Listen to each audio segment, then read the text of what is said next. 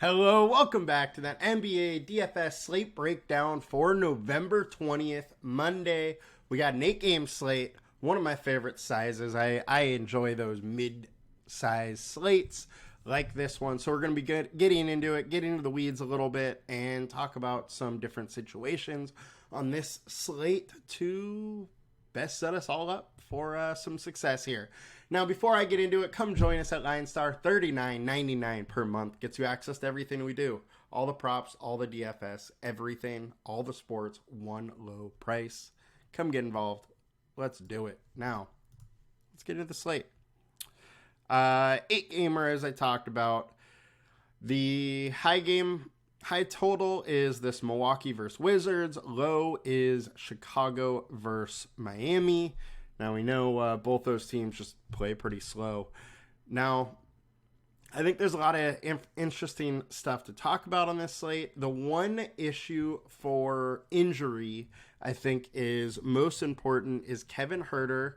And if Huerter is out, then it is likely going to be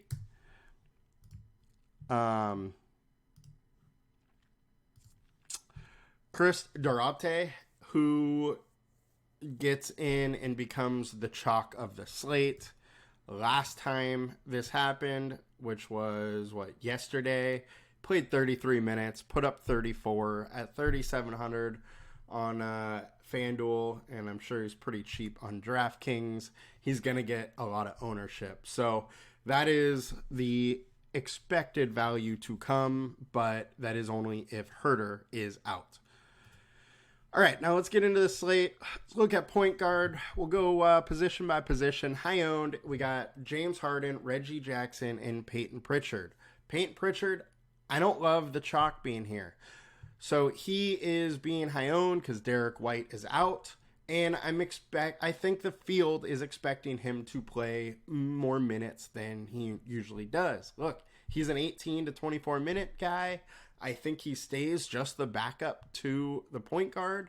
So I don't think his minutes are going to go up that much. I actually think Hauser is the starter, and I think his minutes likely go up significantly because of that. Now, because of, with Pritchard, 20% owned, I don't love going there with the not being sure about his minutes. Look, if he's a starter, I think he's a great, chalky value option. But as of now, don't love it. Reggie Jackson, I don't love the spot. He plays 28 minutes a game.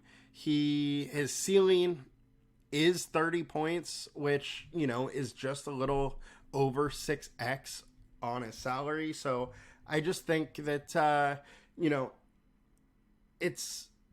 it's a bit tough for me to want to pay that ownership when his ceiling is right around 6x in this spot. Do I mind going to Reggie? No. I just don't think he has the ceiling that is really needed to win a GPP. James Harden, 7,200. I think you got to consider him, and I'm fine going there. Don't love the chalk aspect, but we know he can produce, and he's in a good spot, good game, 230 total. I understand it. One of my favorite point guards, Drew Holiday. I think he is going too low owned. He's going to have the ball in his hands more without Derek White. And it's a guy that, we've seen with mid 40s, has 50-point upside, and at 7K with getting more usage, I'm very intrigued. Steph Curry. Steph Curry is probably one of my highest owned pay-up options tonight. I think at 9K. His price is just getting a little bit too low where we know he can hit, 10K price and be usable at that price. At this price, I think that, he can hit a 50 burger just too easy. And Houston Rockets do present a good opportunity for a nice 50 burger. So I'm all in on him. And I'm also all in on Jalen Brunson. I keep going back to Brunson. Talked about it over and over. We are all over him, I believe, on Friday. put up 51, had a great game, and I'm willing to go back at 8,100 for a guy that has, mid 50s upside is real solid, and that matchup does not scare me whatsoever. Quickly is a fine pivot off of Brunson. The issue with him is that he needs to luck into some extra minutes by playing well. So his floor is real low, but he has a nice ceiling and still can get up to 40. But it's a little hard, and his price is a little bit high here. Jose Alvarado, I think we got to talk about him. Look, he's been hurt all season. He is back, and there's some big question marks about his minutes. Personally, he came back. He said he is back. He's ready to go. I don't think he's going to have a huge restriction to his minutes. And I do foresee him being able to go 22, 24 minutes. And I think that's all that's really needed on this team right now without CJ McCollum and the level of defense that he plays to be a viable option here for a value piece. So I am interested, with the caveat of I am going to be paying attention to news throughout the day to try and figure out how many minutes he may play. If he's playing 18 minutes, I'm off him. If I think he's going to be playing 22, 24 plus, then I am very interested. And that's kind of what I think is going to happen now, and that's why I'm talking about him. And good old DK ownership. Brandon Ponzi for the Warriors, super high owned. Harden and Pritchard. Talked about Harden, talked about Pritchard already. So let's get into Brandon. I think he's interesting. He's probably going to play a few more minutes with Gary Payton out. I do expect him to come off the bench and probably play right around this 25 minutes area. And it's a spot that he's been able to produce before, and I don't mind going back to him. I'm going to have a little bit, not a ton, definitely not 20% of him, but I don't mind getting a little bit. Now, let's get over to shooting guard here. Once again, Harden, we got Paul George, we got Powell, so Clippers are getting pretty high owned. I guess people like this Westbrook going to the bench thing. I don't mind George. I just think his price is getting up there when usage is going to be pretty spread between those three guys and really pretty hard to figure out who is the guy day in, day out. Now, as far as guys I like, I think Dylan Brooks is very interesting. 4,700. He's, too cheap when he has 40-point upside in a game. He's going to have to play a lot of minutes. So he plays more minutes when there's a guy he has to guard, when there's guys he has to slow down, and this is a matchup that he's likely going to be on Clay, and try and slow down Clay. We might see him a little bit on Steph, but I would say probably not a ton. All in all, I think there's some nice upside for the minutes he's playing, and if he shoots well, I really like it. So, he got 21 shot attempts last game. If he's getting that, he's going to blow out his salary. The only thing is that he doesn't do that very often. He's usually, low 30s in minutes and 10 to 12 shot attempts, something like that. But this is a game that I could foresee him playing a couple extra minutes. Herb Jones. I'm all on the Herb Jones train. I think he is in a great spot. And not only have I already bet his over-under of, I think it was 16.5 or 18.5 points, rebounds, and assists, I also right now I'm going to have a lot of him in DFS. He plays real solid D. This is the second highest game total of the night, but actually a close contested matchup. And so I'm going to get some. He has solid scoring upside, really good D, can get those steals, blocks, all those counting stats that really add up to fantasy points quickly. And so I'm definitely in on Herbert Jones in this matchup. Other guys I like, that'll pretty much do it here on shooting guard. Ownership for shooting guard on DraftKings. We got Corey Crisper, Norman Powell, and Brandon. We already went over Brandon.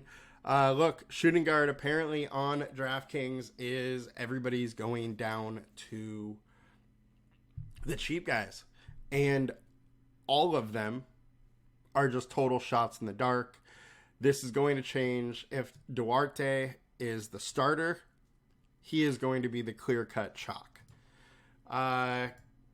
Crisper, he's just whatever. He's 3,800. He's going to get, 24, 26 minutes. If his shot's falling, he's okay chalk. But if it's not falling, he's a waste. Norm Powell, I don't love it. At least he is playing 26 to 30 minutes. If his shot is falling, he may be able to pay off value, but I just don't see a real ceiling for him with everybody on that team. Now, in this game, his shot was falling. He played more minutes than Russ Westbrook. Today, it could be different where Westbrook plays more than him, and he's in the 22 range. So, if ownership's here, I don't love it, but, you could do worse on a day that right now is starved with value. All right, small forward. So we got Jason Tate, Paul George, and Sam Hauser. Look, Hauser I'm going to have a lot of. I do expect him to start. When he has started in the past, he plays a decent amount of minutes. And as of now, he's been shooting the ball pretty well coming off the bench. You throw him into the starting lineup, and if his shot's hitting at 4,400, I think he's very interesting. Definitely has 30-point upside. And at his price, that is nice. Jason Tate, very good player, fantasy point per minute spot, but my issue is the minutes. I just don't think he's going to be able to have the minutes to truly give you enough ceiling. So if he's high owned, I don't like it. If he's low end, yeah, you can take a flyer and hope he has one of these 28-point games where in 22 minutes he just puts it all together. That's my issue with him, though. He's just not likely to get the minutes. He's had one game of 27, one game of 24. Outside of that, everything under 22. So I would be surprised if he's, running into a ton of minutes today. Kawhi Leonard, I think Leonard's in, a fine spot. George is going high owned, but Leonard is just as likely to do it at lower ownership. And coming off a big game where he just put up 54, I don't mind going there. Dylan Brooks, we talked about. Brandon Ingram, once again, I'm a broken record. Look, it's in a very good game environment. Brandon Ingram is like a 1.2 fantasy per minute guy without CJ McCollum. We got no CJ again. So I think there's a real good shot of 40 points, and he can definitely go 50 plus fantasy wise. So I am in on Ingram in the best game environment of the night. And then we got to go to Miles Bridges.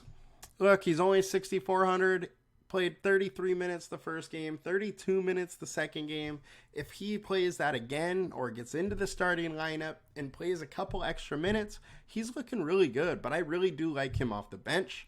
6,400, he's going to come in, control a little bit more of the offense.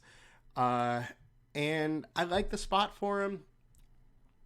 If the Hornets are able to keep close to this game and he's able to get all of those, 32 to 34 minute type situation, I think he's in a spot where he could do good, and the Hornets are really going to need him to score the ball and make some stuff happen this game to have a chance to stay in the game. And we went over everybody here. So let's look at DraftKings ownership, shooting or small forward. Miles Bridges is popping up. 5,700. He's a great value. Totally understand going there. Side of that, everybody we talked to, Hauser's popping up a little bit. Porter, I don't mind at all. Duarte, he is going to likely be the chalk of the day if that news comes out. All right, now Power forward, highest owned guys, Tate, Giannis, Zach Collins, and then Zion. Tate, we talked about. Giannis, look, he's in a good spot. Highest game total of the night. They're 10-point favorites, so there is some blowout risk here. But what happens if the Wizards stay close in this game into, the fourth quarter or middle of the fourth before the Bucks really separate? And then you have a good game environment with Giannis playing his full allotment of minutes, and in that situation he could definitely do some damage. So I get why ownership is here, but I think I would rather pay up for Jokic if I'm going to pay up all the way up here. Now I do like Giannis, and I would not shy away from him. I will have some, just don't love it, and I like a little bit more of the middle ground right now of more balanced lineups. And the reason being is, as we talked about, right now, the value that's out there is pretty weak. So we're going to need some more value to come up to open up these higher price guys like Giannis. Now, guys that I like, Zion, I think is very interesting. We talked about this game over and over and over again, and we got to again with Giannis. Look, he's 8K, and he's been flirting around 40 every game. Has a high of 52. He can absolutely do that again. He will need to run in some minutes. There is definite worry about his minutes. So 33, 27, 27, and 34 were his last 4 games. Now, if this game stays close, it does appear that 34 is likely what, his max or what they're hoping for. I just don't know if he gets it. They definitely are managing his minutes a little bit, which makes sense because he's just constantly injured. But he is coming off a rest day, so hopefully we get his full 34 minutes here. Aaron Gordon, I think Gordon's in a great spot. Versus the Pistons, look, he is much better without Jamal Murray. He has the ball in his hands more. He's allowed to do a little bit more and play a couple extra minutes. Been playing around 34, 35 minutes a night. Versus the Pistons, who aren't very good. I like the spot a lot for Aaron Gordon. I do wish the game was in Denver, though, so it would be a later one, but I don't mind myself some Aaron Gordon. Then Kristaps. Look, Derek White's out. More usage to go around. Kristaps has a huge ceiling, 7,900. I'm going to have to take some shots on these Boston guys, and my 2 favorite are Porzingis and Holiday for the pay options, and then Hauser for the value. Simply, he's a very good player at too cheap. And Wemby. I'm going to have to take some shots on Wemby. He's been like right around a 1.35, 1.4 fantasy points per minute player all season, and dude is just, a video game. 19, 13, 8 blocks, 4 assists. Like, it is absolutely out of control what he can do. And against the Clippers, where it's likely there's a lot of smaller guys on the court, I like it quite a bit. And I don't mind going to some Wemby there. And everybody else we talked about on DraftKings ownership. Bridges, Giannis, Porter are the highest owned. Gallinari is coming in as value. I'll talk about him real quick. It's same thing as like pretty much all the value. You're going to have to luck into extra minutes and luck into him doing very well at a fantasy point per minute standpoint. He's pretty weak value because there's a lack of a ceiling. Michael Porter, I like him quite a bit. However, I think his price is getting a little up there. Now, he does have the ceiling to make this work, so I don't mind going there, and I'm probably going to have a little bit. I'm just not going to have a ton. And let's get to the center spot for today. We got Zach Collins, Jokic, and Domantas Sabonis. Look, I like everybody. I'm not going to have a ton of Collins. Don't mind him, but it's another spot where I just don't foresee a huge ceiling.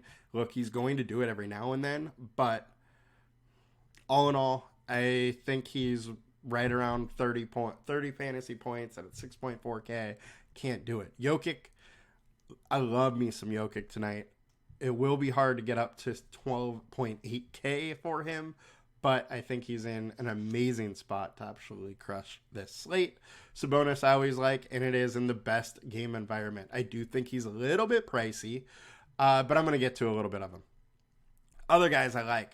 Sengun. Here's another guy I talk about a lot. Look, 1.26 fantasy points per minute over the last 5. Over the last 20, 1.24. He's a very, very solid player in a very good matchup. And if he plays, 34 minutes, 35 minutes, which you would expect without Terry Eason playing today, I think he's in a real good spot. And he can break the slate. He is a guy that can go, 25 points, 10 rebounds, 10 assists, triple-double, and, have a huge score. So I like his ceiling. Talked about Porzingis, like that. If Charlotte's able to stay in the game, Mark Williams has a really nice ceiling at his price. But does he stay out of foul trouble? Does he get the minutes? There's a lot of questions here. Might take some chances on him.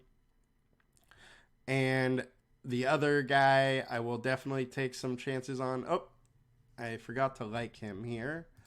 Joval. As is the theme of this show, I guess, is that I like some Pelican guys. But look, 1.3 fantasy per minute so far without CJ McCollum this year. Over his last 5, he's at 1.41. He is priced low, where as long as he gets the minutes, he's going to produce. Now, there is a little bit of worry about minutes because he's constantly been between 22, 28 so far this season. But there are a couple games where he's gone over that. And when he gets over that, he produces. Willing to take some shots here. I'm not going to go overboard with him, but I definitely like him. Now that'll do it for us today. 8 gamers. Let me know what you think. Let me know the guys you like in the comments. Now, make sure to like, comment, and subscribe to our video. Talk to you later, guys. Adios.